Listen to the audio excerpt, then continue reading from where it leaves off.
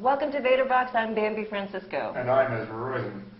And with us this week, we have Jeff Smith. He's the founder and CEO of Smule, which is a maker of popular iPhone apps. We are glad to have you here, and we're going to take a look this week. We're going to take a look at Scoopler. Great. And so let's take a look at AJ. Hey, I'm AJ, one of the co-founders of Scoopler.com. Scoopler is a real-time search engine. We let you find out what's going on right now based on what people are sharing on multiple services, including Twitter, Flickr, Dig, Delicious, and also Identica, with more coming soon. Our vision is basically to make all of the live content on the web available in real time. So whenever there's an event going on, you can go to Scoopler and find out what's happening right now. You know, I think that there's an opening. People are talking about the big sort of revelation. All of a sudden, people realized that Twitter was a platform that fed into search, or search fed into Twitter, or something like that. But I think with surmise.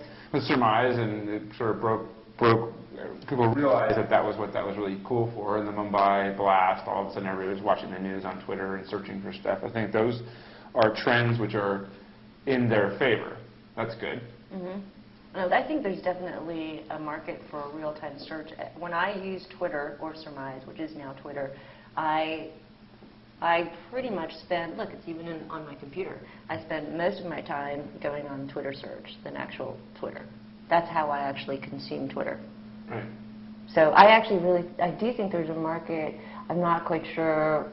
I guess what it comes down to is in the model and how they are going to monetize it.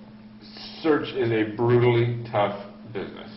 And we've seen a lot of companies come and go in search. So I think the trick becomes, how can you do something novel and different and then also make money at it? Because the volumes you need are off the charts. You have a lot of zeros behind the number of transactions that are happening on that site.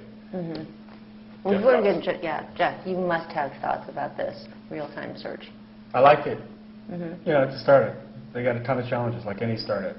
But, you know, this is a very concise, articulate, to the point, here's what we do, here's why you want it. And I think, you know, we'll see if in the end it survives, but I think the guy knows what he's doing. I think he knows what the value proposition is, and, you know, have at it. We'll see where it goes. I think he's got a shot.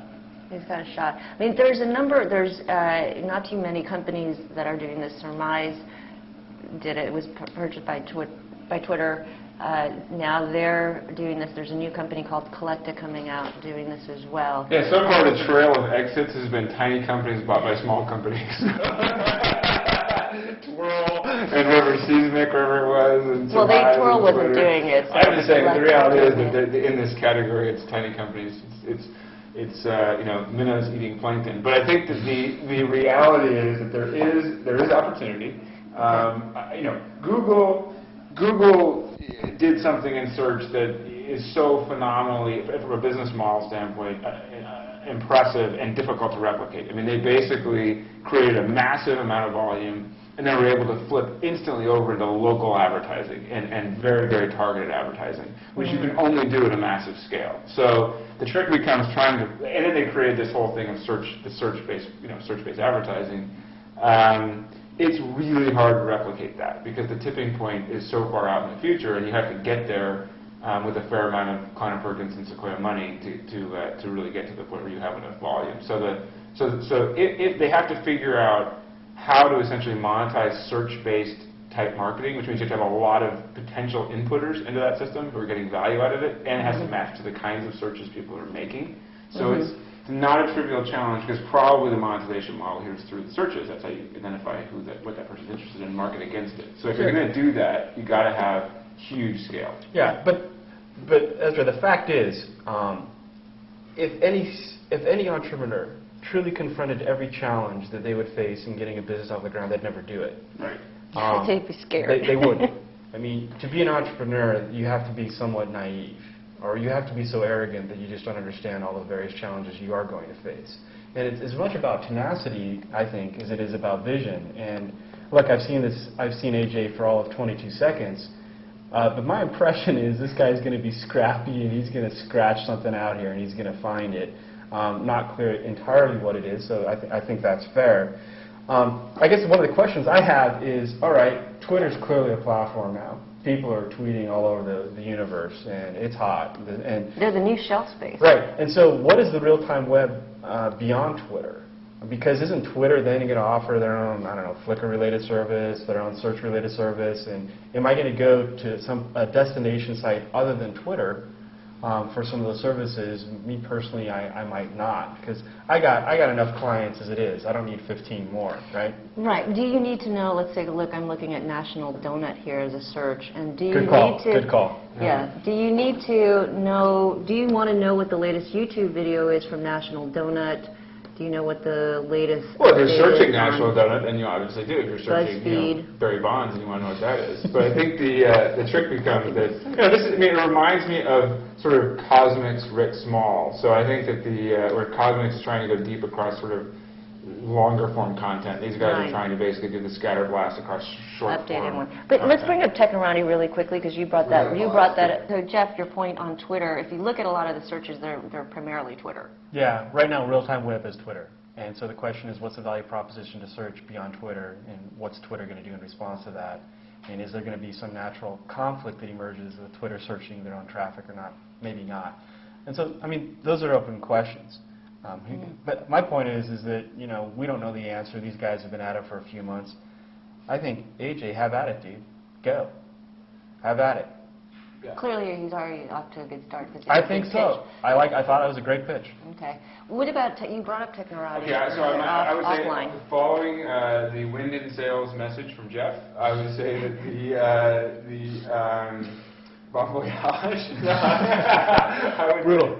I would say I think that there is an opportunity. I would look at, first off, I would call Dave Sifry, and I would say, tell me about Technorati. Seriously, call Yeah. Dave Sifry. He'll take a call. Yeah, he would. He's a friend of yours. Call Yeah. Bambi, and then Bambi introduces Dave Sifry. So, you know, call Dave. Say, what? Does it go by Dave or David? Whatever. Okay, so I would say it's important to know before you call him. But I think that, you know, what happened with Technorati? How did it work?